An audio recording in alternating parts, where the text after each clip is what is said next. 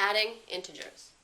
So to add integers, and integers are the numbers we're used to working with, no decimals or fractions.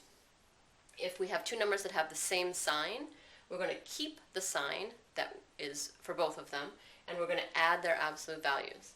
If we have different signs, we have two numbers with one's positive, one's a negative, we're going to subtract their absolute values, and we're going to take the sign of the number that is farther from 0, the number that has the largest absolute value.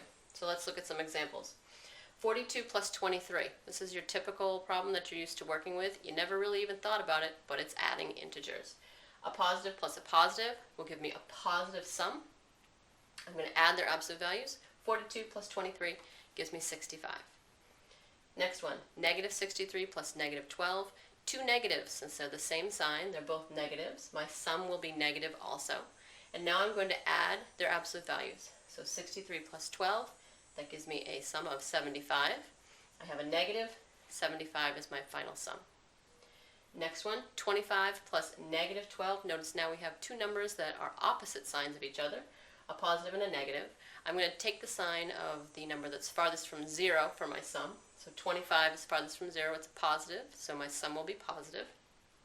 And I'm going to subtract their absolute values. So 25 and 12. I'm going to do 25 minus 12, that will give me 13. So I have positive 13 for my final sum. And the last one for adding with integers, 10 plus negative 16, again a positive and a negative. I'm going to take the sign of the number that's farthest from 0, which is negative 16, so my answer is going to be negative when I'm done. I'm going to subtract their absolute values, so 10 and 16. When I subtract those, 16 minus 10, always do the largest minus the smallest in that case. 16 minus 10, I get 6.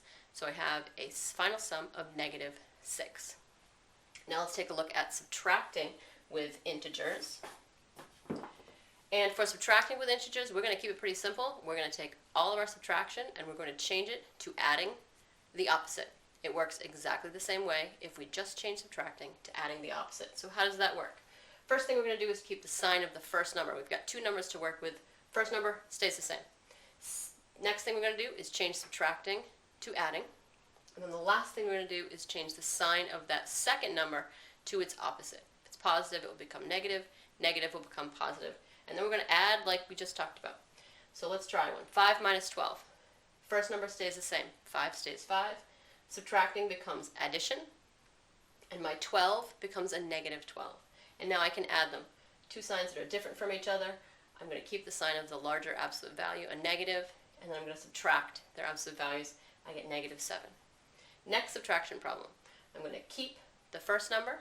I'm going to change subtracting to adding.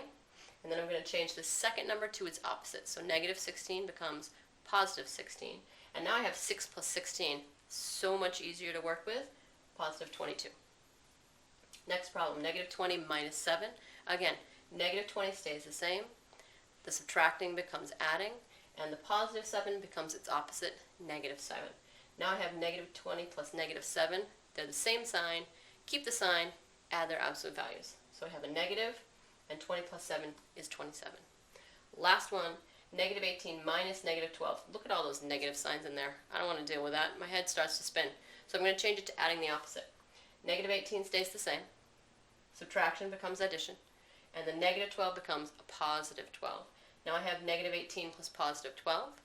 I have two different signs here, so I'm going to keep the sign of the larger number, which is negative 18. So my sum will be a negative when I'm done. 18 minus 12 gives me 6.